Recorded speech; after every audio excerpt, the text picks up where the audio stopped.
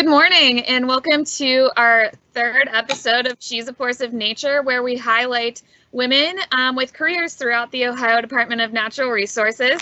Thanks for joining us this morning. I'm Alyssa Yapel, and I'm here today with Michelle Comer. And Michelle, if you could just give a little wave, and Laura Kearns, and Jackie.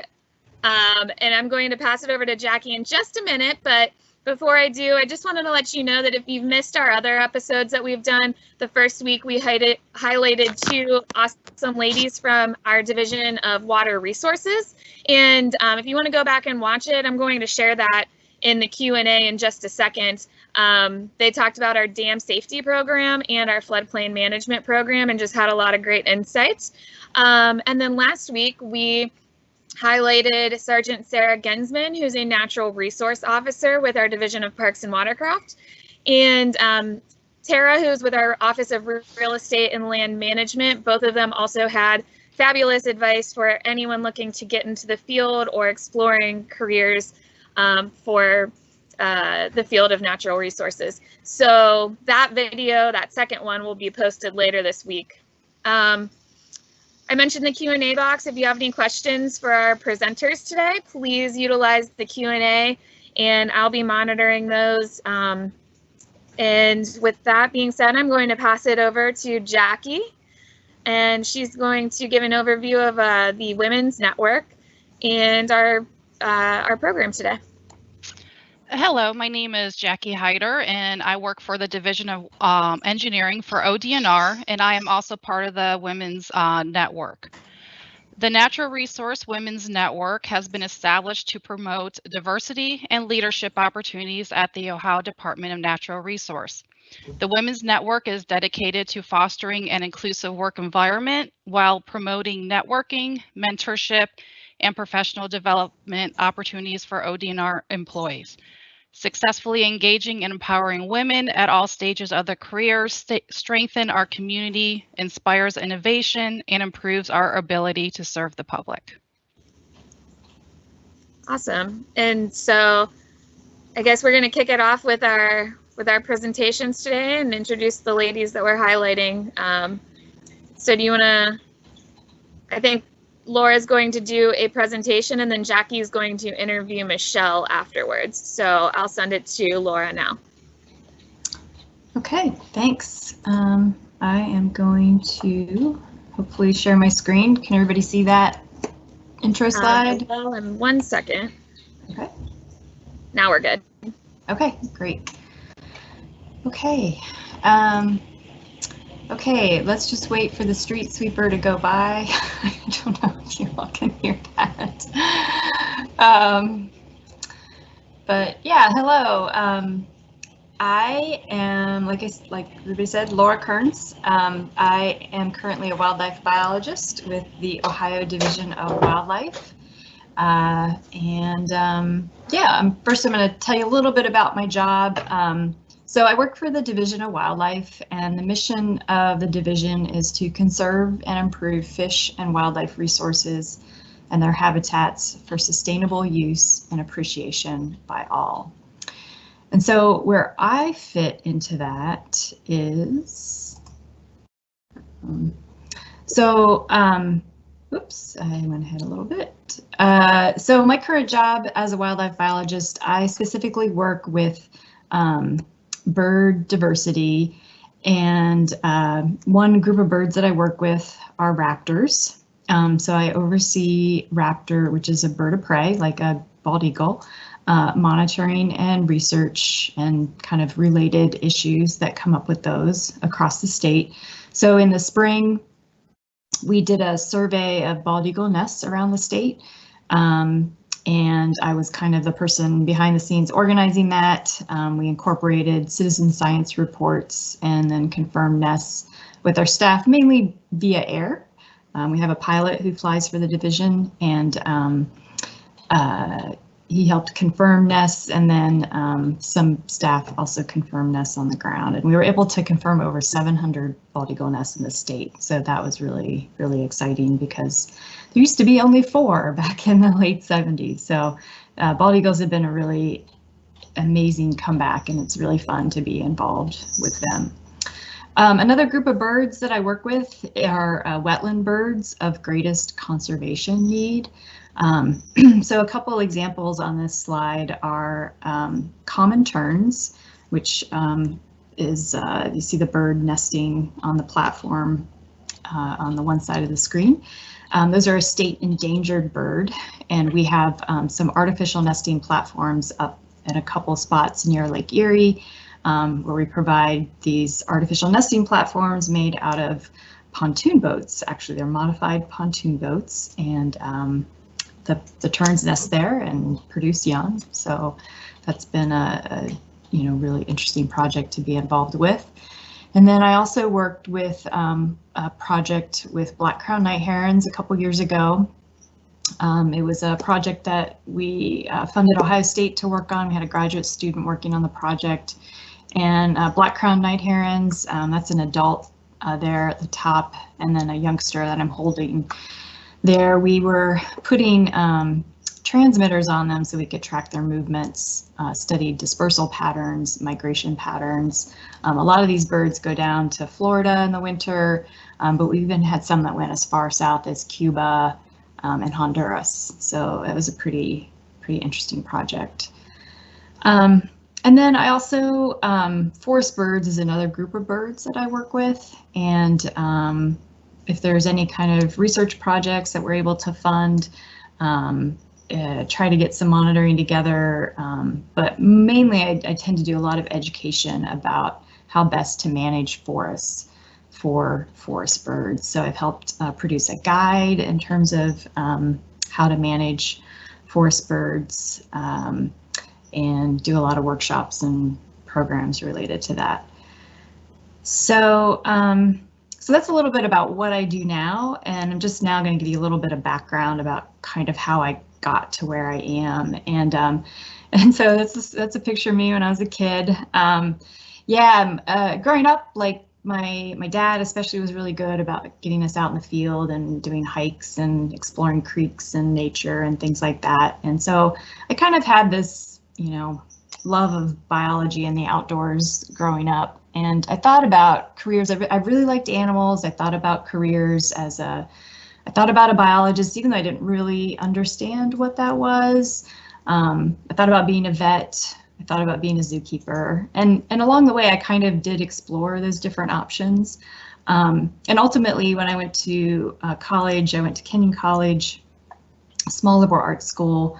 And I did a more generic major in biology, and I actually studied marine ecosystems during that time. So I went out west and did some work on sea urchins and kelp. So little side. But then after college, I started doing some internships because I still didn't really know what I wanted to do with that interest.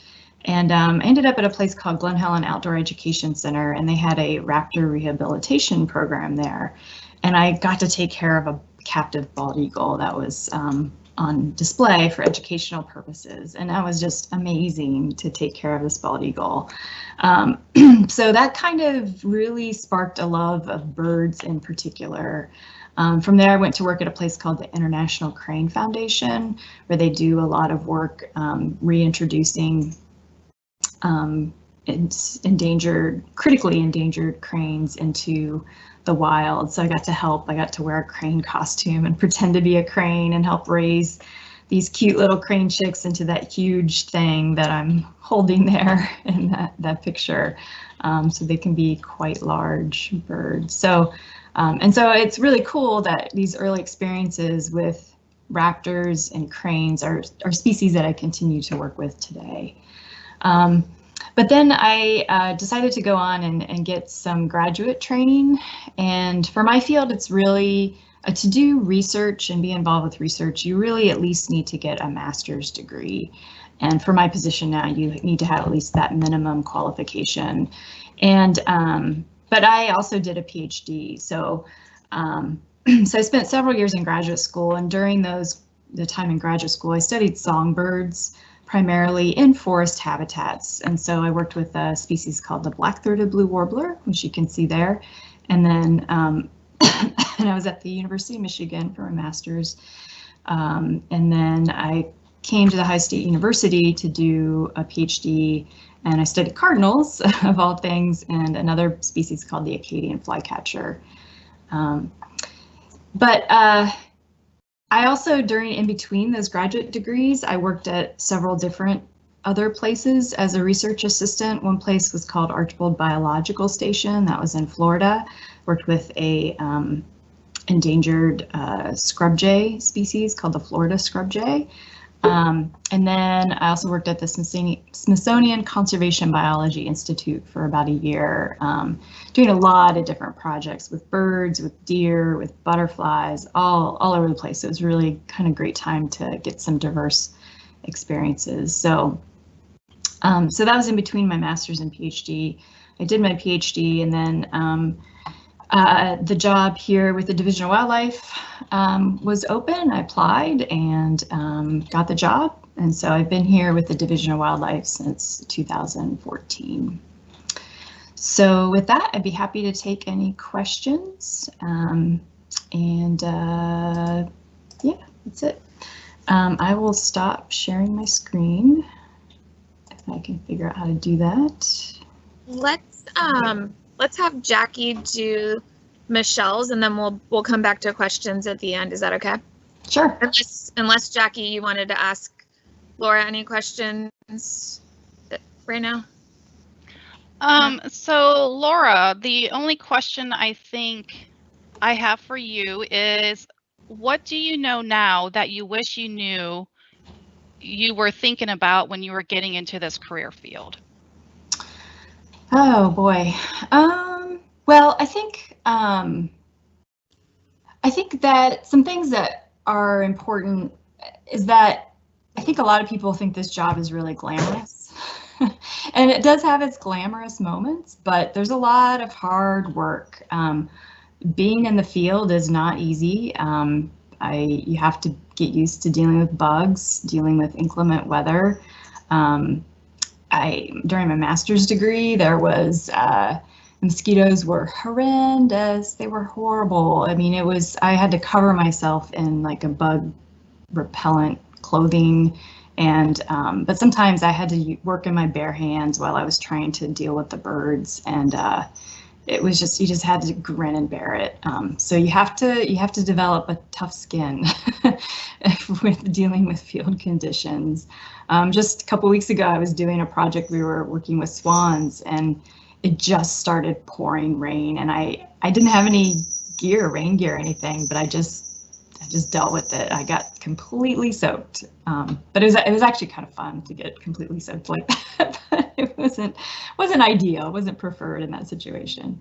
And then the other thing is that we, as a biologist, as a research biologist, you really do spend a lot of time at your computer. You're entering data, you're analyzing data. So you have to take statistics, and you have to know how to code with your computer. And so it's really important to have a good background in math and statistics and computers.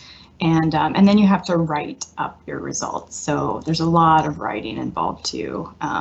So those are aspects that I think a lot of people don't think about when they're thinking about what we do. They think we just go out and hang out in the field, and that's my favorite part, but we don't do that as much as I would like. Can I ask a question? So how many, I guess, are there a lot of women that you work with, since, you know, this is highlighting women in these different career paths, or is it more of a male-dominated field? Yeah, that's a good question. Yes, I think the Division of Wildlife in particular is still a very male-dominated field. I'm in a research group that I would say we're about like maybe 60% male, 40% women. So it's definitely getting a little more balanced. I think maybe 10, 15 years ago, that was unusual. So yeah, there are a lot more men in this field, but I don't know. I think it's really, it is starting to even out. and I think that's a sign that it's becoming more diverse. So I think that's a good sign. Okay. Well, I'm going to put Michelle on the screen. So Jackie, if you want to start Michelle's interview, and we'll come back to questions at the end. All right, Michelle, would you like to explain what you do for ODNR? You're on mute, Michelle. Thank you. Had my button ready to go. So as Regional Preserve Manager for the Division of Natural Areas and Preserves, my job is pretty varied. I think a lot like Laura's. There's a certain amount of field time as well as administrative desk time.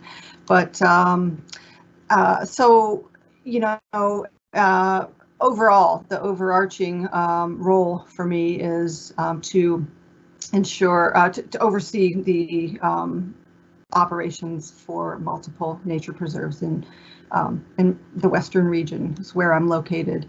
Clifton Gorge State Nature Preserve is where my office is. So Laura, I'm very familiar with Glen Helen. They do great work. So, you know, there's the administrative aspect of it, which, you know, encompasses many different tasks. There's, you know, staffing, scheduling, staffing, forces. Again, you know, ensuring the compliance with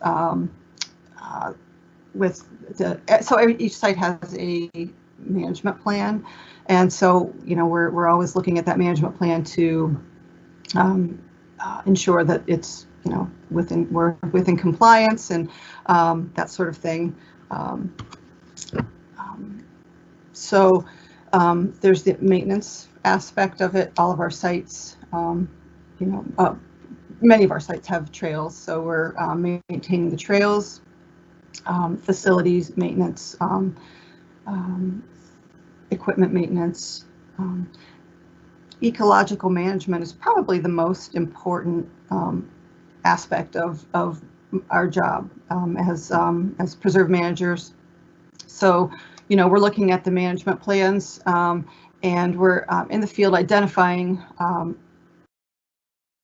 invasive non-native species and, you know, coming up with a plan to eradicate those. So that's that is probably where a great deal of our time is spent. So along with that comes, you know, collecting data entry, you know, keeping track of what we're doing and, you know, which species we're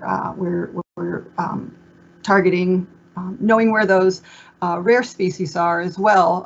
Many of the rare species in the state of Ohio are found within nature preserves, wildlife areas. So, you know, to know where those are is key to the plan of eradicating the non-native invasive species. So probably, yeah, so the ecological management really aligns best with, you know, with our mission of protecting these natural areas. Interpretation is probably it's probably my favorite aspect of the job. So, you know, public programs. We do a lot of school programs at several of our nature preserves. Many of our nature preserves. Several within my district seem to be most popular, but I think that's probably my favorite part of the that aspect. So those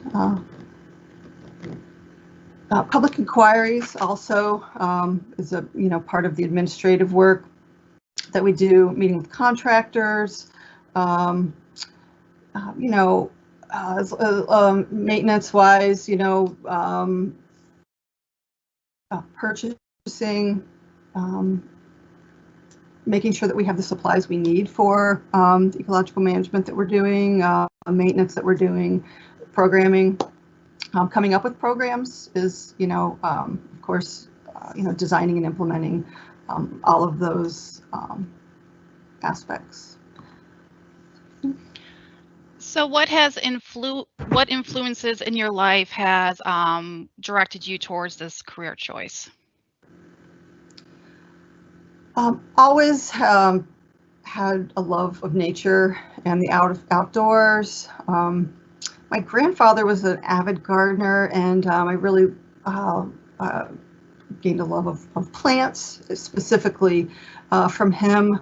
I took a dendrology class in high school, and I really kind of fell in love with plants, and so I pursued a degree in environmental and plant biology from Ohio University.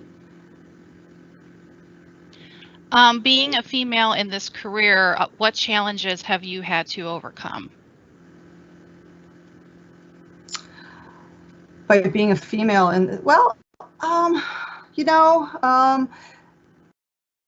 the bar is held very high. I think within the department-wide, the bar is held very high. Within our division, the bar is held very high. And so just, rising to, I think, to meet the challenges, I think, and as Laura said, our work is, it's physically demanding, and there's a lot of challenges involved. And so, just kind of, rising to meet those challenges, I think have not really been, I guess that has been, somewhat of a challenge, but yeah, it's been a great road. So I asked this question to Laura earlier, and I'll ask the same one. For what you know now, if you could help yourself in the future for like what you know now that you wish you knew when you were thinking about getting into this career field.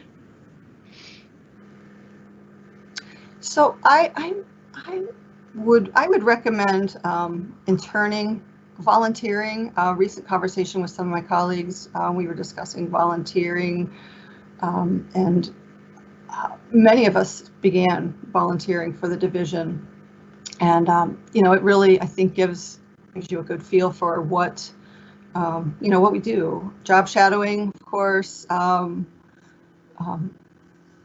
Just as much experience as you can get for, the work that you're looking at. I think will really give you a clearer picture of, what that job entails. What advice do you have for others besides the volunteering and job shadowing? Well, let me piggyback off the volunteering, because we got a question that said, is there any way a younger child could volunteer? First thing that comes to my mind is we always need help keeping our parks and nature preserves and wildlife areas and forests clean, especially with so many visitors that we've had this year during the pandemic. Helping pick up trash is definitely something that I think people of all ages could help us with. But Michelle, do you have any advice? Could they help with invasive species removal, or maybe, I know that stream quality monitoring isn't your particular area in DNAP, but what do you think? Sure. Yeah. I mean, trash, unfortunately, is is always an issue. Even if it's just walking trails to pick up, clear the trails after storm, picking up sticks, monitoring trails. Obviously, we can't get to every trail every day, so having folks, and that's something that anyone, of any age can do. Walking the trails, let us know if there are trees down, that sort of thing.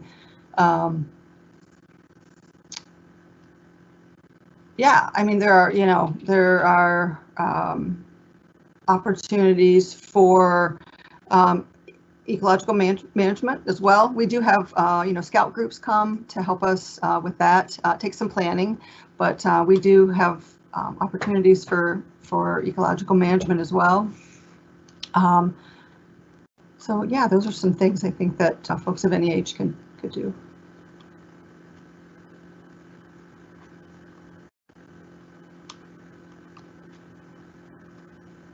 Alyssa, you're on mute.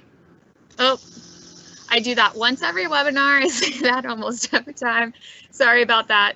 I said, sorry for interrupting. I just thought that was, very pertinent, relevant to Michelle's answer there.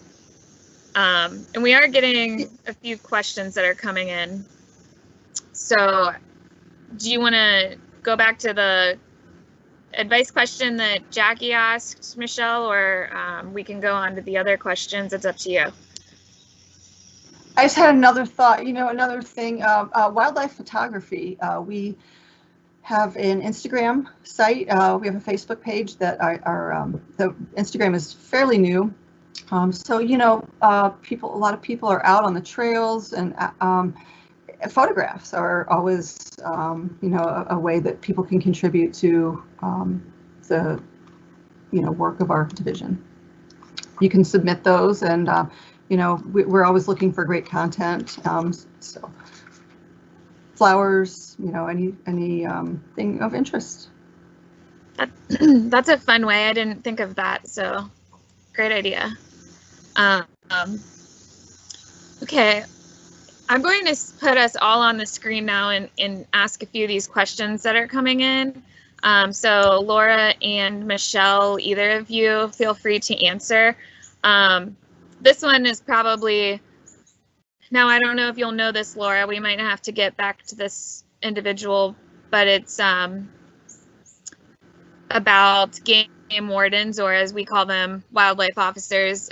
Do you happen to know the general ratio of men to women wildlife officers? This person says that they're going to college now for NR law and would appreciate having that fact.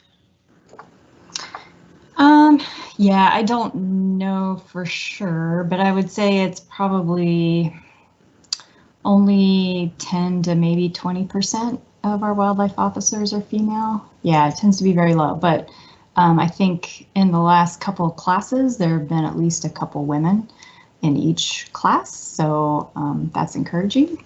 I think if you're interested, go for it. But if this person is interested, I would encourage them to get in touch with some of those maybe women wildlife officers, or maybe I can help them figure out who to get in touch with, and they can kind of talk about that more specifically with them.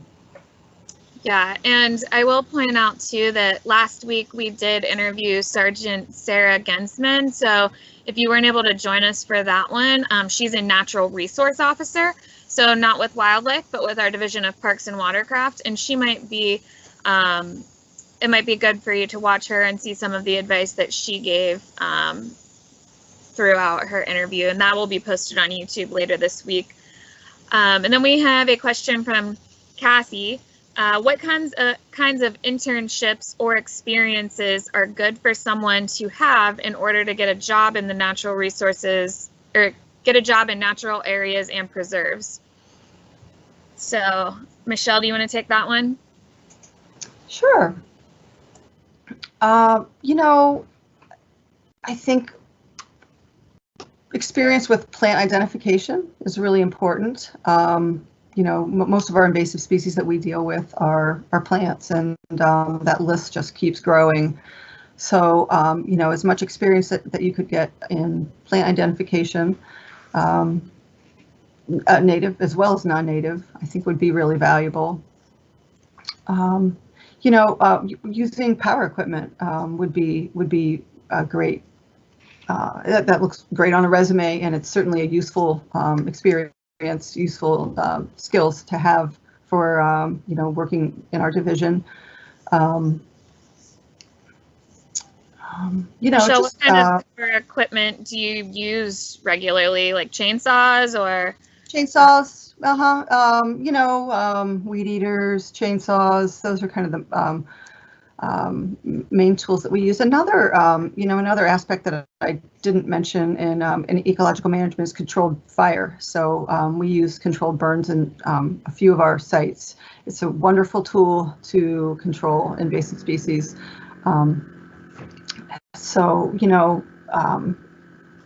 That would be, potentially, just knowledge of fire and fire behavior and fire ecology could be, really, really useful. So those are some of the, I guess, the main things. There's some GIS work, GPS, we use GPS to gather data, that sort of, even, simple things like, Microsoft Word, some of those applications. Okay. Thank you. And we have Natasha who wrote in and said, "Hi, Laura and Michelle. Thank you so much for all the wonderful work that you do. I was wondering, do any of your colleagues that you work with come from non-traditional backgrounds? Example given, Bachelor of Arts rather than a Bachelor of Science. I don't know about in the Division of Wildlife or Natural Areas and Preserves. I can tell you that my background's actually I have a BA in political science, but I'm kind of odd for how I got here. But Laura and Michelle, what about in your divisions? Are you aware of folks with Bachelor of Arts degrees? Yeah, actually, my degree in biology is technically a Bachelor of Arts degree, even though it's a science field. But yeah, I get that. The thing, I don't know specific. I mean, off the top of my head, I don't know of anyone that I work with closely who has that. But I think your internship experiences and what you do in graduate school can be more defining than what you do with your bachelor's degree. And honestly, I think there are a lot of great opportunities in wildlife policy. Like if you have a background in political science, like you could do a master's in wildlife or focus on, you don't have to focus on policy, but having that policy background could be really helpful because there's a lot of wildlife that unfortunately does get political. So what you do for your bachelor's degree, don't let that be a hindrance. I have known other people that I've gone to graduate school with that didn't necessarily have the science degree going in. They just had to maybe take some makeup classes to kind of get to the point that they needed to do, like if they were doing the kind of research I do, which is ecological research or wildlife population research, they need to do some coursework to get up to speed with that kind of thing. And again, like your internships, like Michelle said, volunteer work or internships, it's more about the skills that you also bring to the table. And you can pick a lot of that stuff up doing volunteer work or internships and that kind of thing. So no, I think anything's possible. Your bachelor's degree does not define you. Yeah. And Mia wrote in asking, can everyone say what their degree/background is? So can we, Michelle and Laura, could you just remind everyone what your specific degrees are?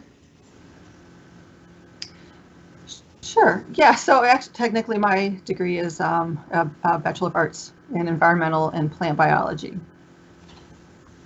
There's another it's a science.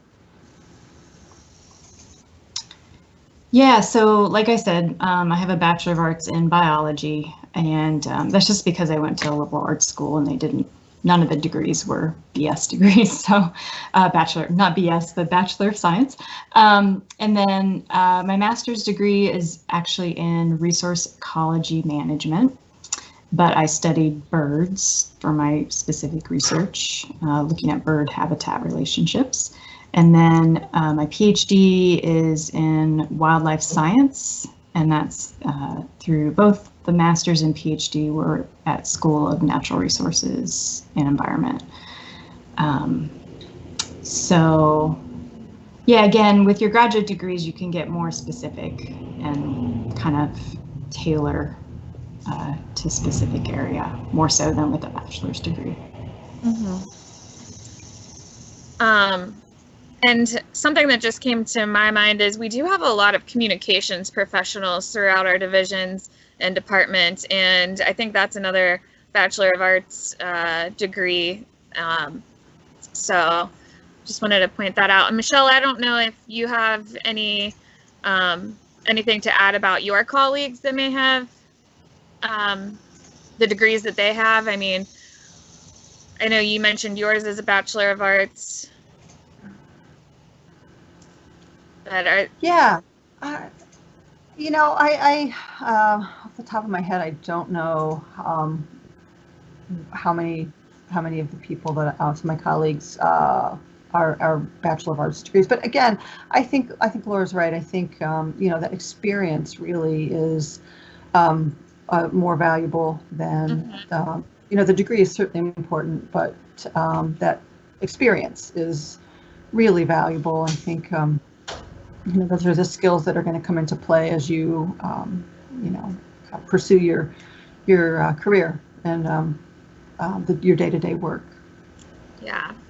Okay, so we have a question about how much time do you spend on the computer versus field work? Oh, that's a really good question. I'm not on mute, am I? Okay, yeah. That's a good question. Yeah, again, I think it depends on what stage you're at in your career. Currently, I spend probably 80% of my time, if not more, on the computer.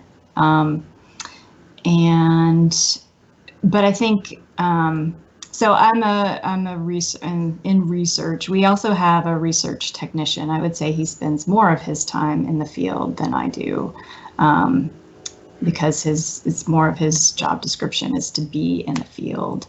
And I think as you kind of progress higher up and get into more administrative type positions, you're going to be more at your computer.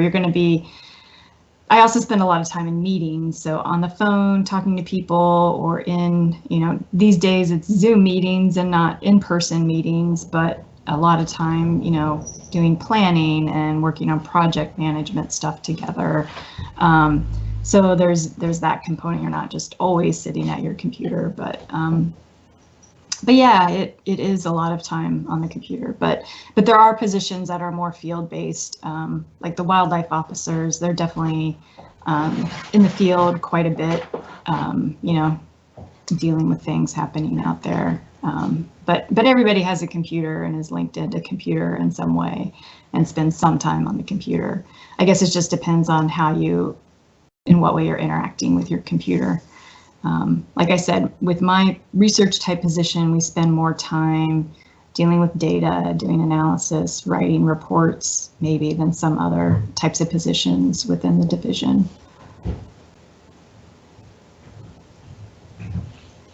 Okay, so we got another question about volunteering for young folks. So I'm going to actually, our new website just went live a few days ago, and there's a section on there about volunteering. So I'm going to share that link with you guys in the Q&A and encourage you to check it out. I would say that for younger folks, volunteering with our parks, you know, we have 75 state parks, so there's likely to be one nearby. Michelle, how many nature preserves do we have? Well, we currently have 139 statewide. And Laura, do you know how many wildlife areas we have? That's a good question. Off the top of my head, I don't know, maybe 50 to 100. Yeah. So I'll go ahead and share that, and let's see. Oh, I didn't get a chance to really talk about volunteering. Sorry. Yeah, we don't, with research, I think it's a little more challenging with research because sometimes we need specialized skills in terms of our volunteers. I would say, you know, for my field and my background, or, you know, to get experience doing my type of thing, I think it's really probably really important to first get experience in the field. And there are a lot of organizations, like we talked about the Scouts being an organization that people can get involved with, where they do volunteer with our agencies. But there's in my world, there's a group called the Ohio Young Birders Club, and that's a great way to get involved with birding and to learn your birds and get to see a lot of great places to bird. So just getting involved with a club like that can be great experience to get. And there's also another group I'm involved with is the Ohio Bird Conservation Initiative. And one thing they do is they do monitoring for bird collisions downtown Columbus. And so, I know it's not the most uplifting volunteer position, but it is also another great way to learn bird identification. And that typically happens in the fall and spring. However, right now, because of the pandemic, the volunteering involved with that is a little bit restricted at the moment. So look for opportunities, not necessarily, they don't have to be with our agency, but there are a lot of other nonprofit organizations like the Nature Conservancy who depend a lot more on volunteer work. And so those are other great organizations to get involved with and look for volunteer opportunities that will help you gain a skill set that'll be useful in your career moving forward. Okay, and some more questions. Sorry guys if I keep moving on quickly, but I'm going to go to this one. I just graduated from college with a degree in environmental science, but I love public and outdoor education. Are there any classes through the Ohio Department of Natural Resources that I could take and gain more knowledge about plants, birds, trees, and other wildlife?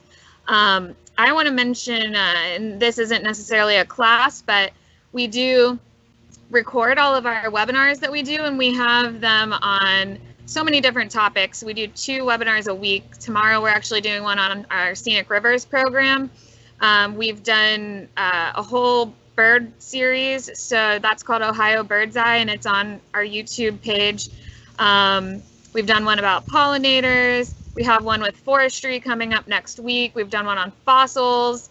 So many different topics. And then also our divisions do fabulous videos themselves that aren't live recorded webinars that you could also find on the page there. So many great topics on that YouTube page, but I'm going to let our presenters answer now and see if there's any types of classes, I don't know, or workshops maybe is another word that, things that we offer at DNR or that you're aware of that this person could gain knowledge. You want to go first, Laura? Oh, sorry, Michelle. Go ahead, Michelle. Michelle, you're on mute though. Yeah, I just wanted to mention through the Ohio State University Extension office, there is Ohio Certified Volunteer Naturalist course that is really great. It really covers a wide variety of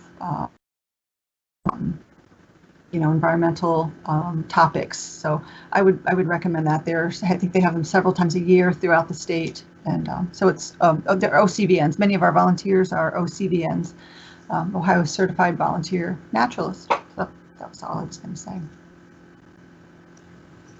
I was going to mention that too. So yeah, I think that's a really great program. Also, I didn't have any background in environmental education per se, but when I did my internship at Glen Helen, it was all about environmental education and they trained us. So that's an organization I know that has internships in environmental education. That might be something worth looking into.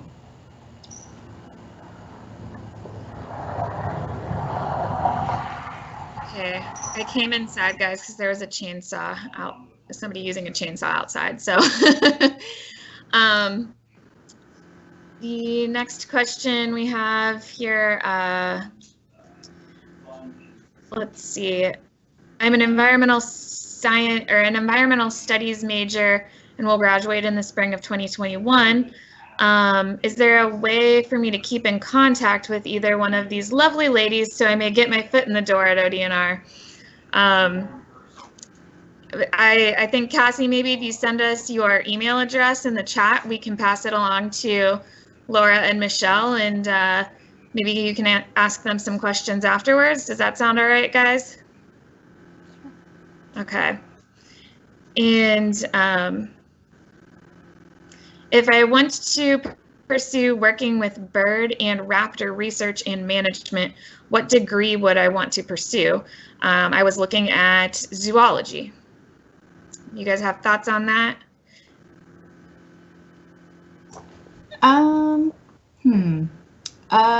Again, the specific degree isn't so important as getting the experience working or doing that type of research during your degree. So I guess it depends on if this person is someone who, are you just starting your undergrad or something else? Yeah, like if you're, so for example, if you're starting a bachelor's degree, I think zoology is a great background to have.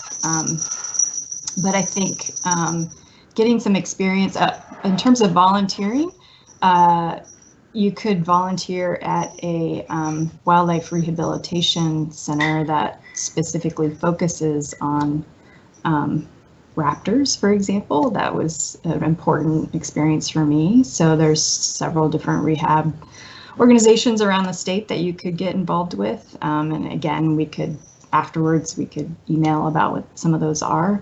And yeah, there might be places, like if you're looking at entering university, like for example, I think out in Idaho, I think there are some specific programs that focus on raptors.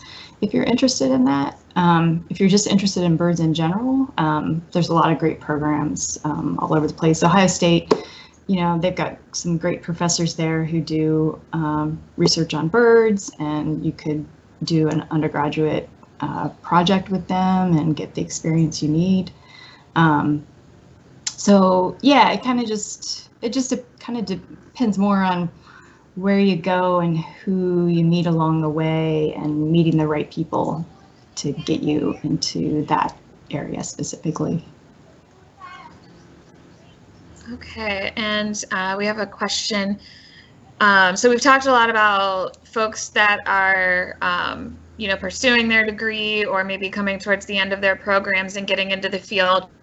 But this person is asking for advice for someone considering changing their career to this field. So a little bit different. Do you guys have any tips there for somebody that's in a different career field currently and wants to change to natural resources? Yeah, again, I think anybody can. Oh,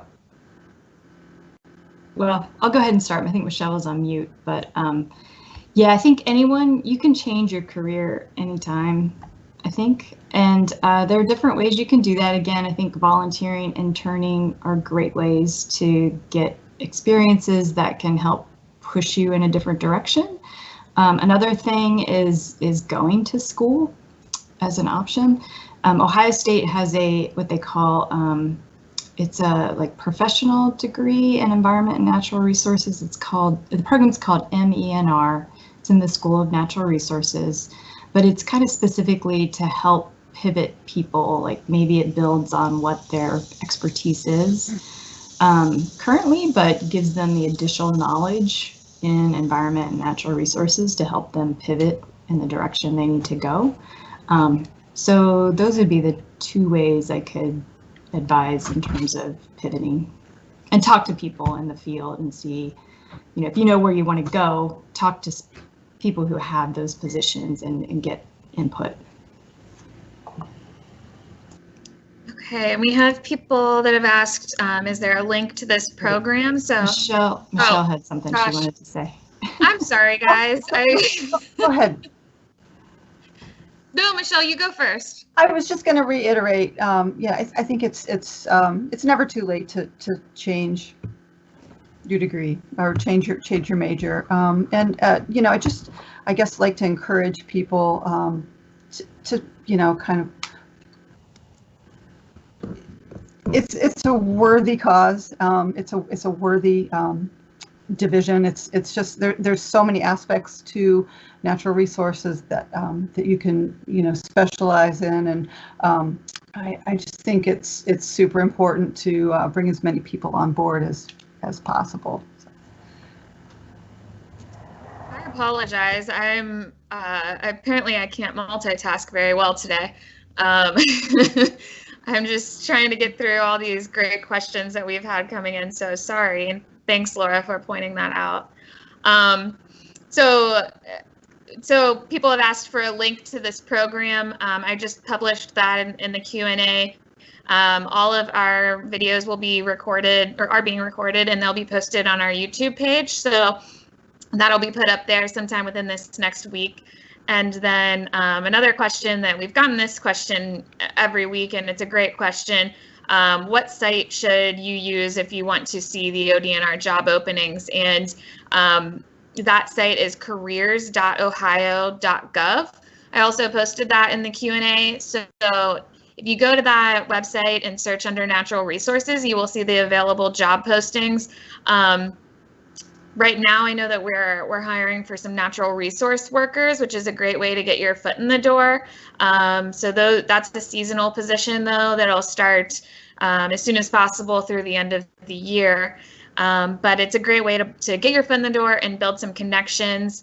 And also on careers.ohio.gov, if you create a profile there, you can put your interests in, and so when jobs become available, instead of having to go back constantly and check the site for new postings, it will notify you.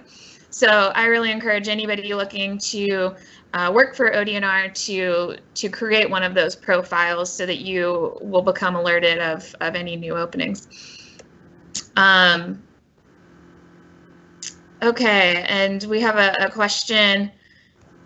What career would I want to be in if I want to be in the field most days? Michelle, you're probably, out of the four of us here, in the field the most, I'd guess. So do you want to take that question? Sure.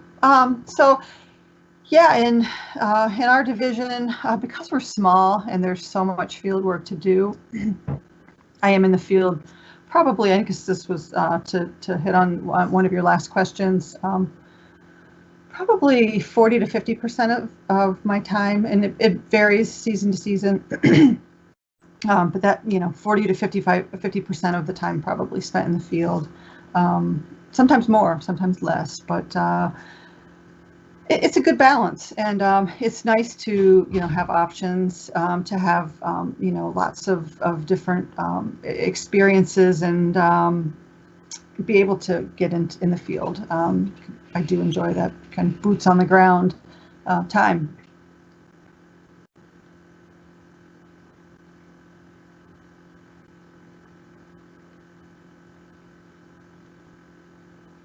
I was on mute. Oh, Laura, do you have any advice there for somebody that wants to be in the field most days? Yeah, I think in the Division of Wildlife, our technician positions, we have both research technicians and wildlife area technicians. I think those folks are going to spend more time in the field than most folks. The research technicians will do more, wildlife related things. The wildlife area technicians will be doing a mix of management activities and doing wildlife handling or dealing with wildlife issues more.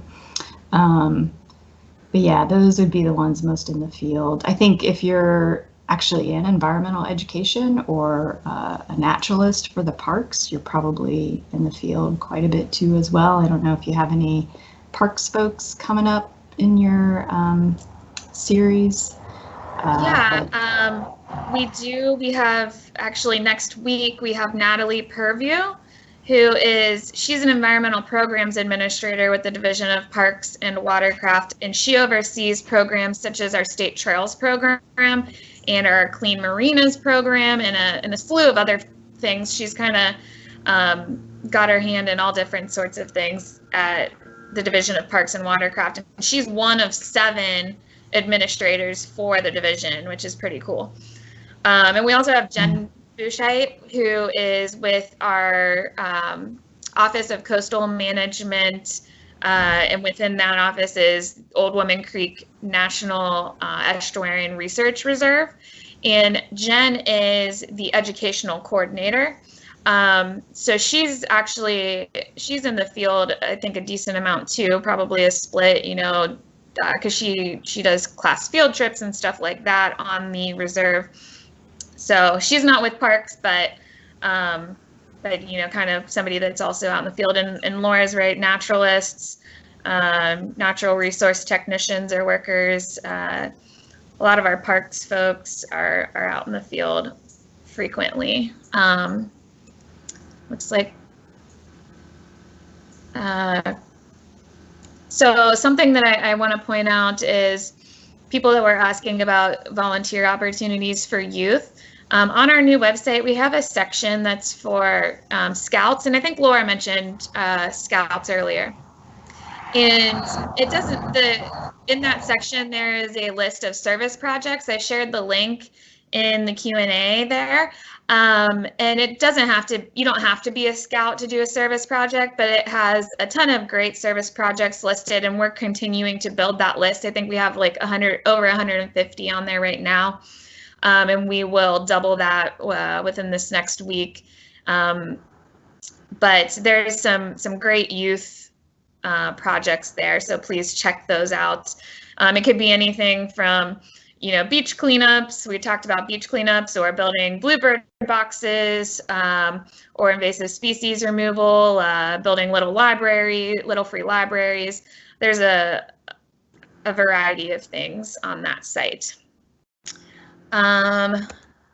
Jackie, I wanted to see if you actually, since you're joining us today, if you could just touch on your background, even though you're not a presenter, but people have asked a lot about backgrounds and degrees.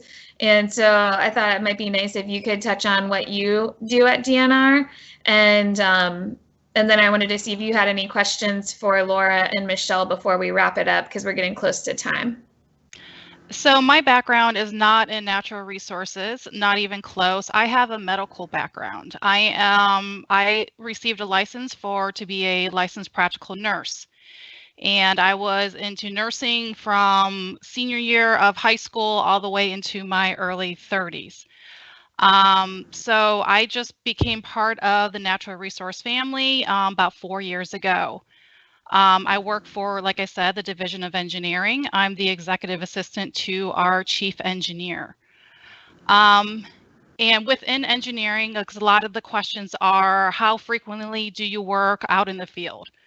Within Division of Engineering, if you're a project manager, you do not have to be an engineer. You can have a background in project management, or you can also have that engineering background too. And so your role is to make sure the construction projects are taking place properly, efficiently, and everything is staying on track. And to do that, you do have to go on site to ensure everything is proceeding properly. So our staff will be on site maybe about half of the time as well. Me in my role, I do not get out on site very often. Every once in a while, I'll go to see a job site, and that's about it.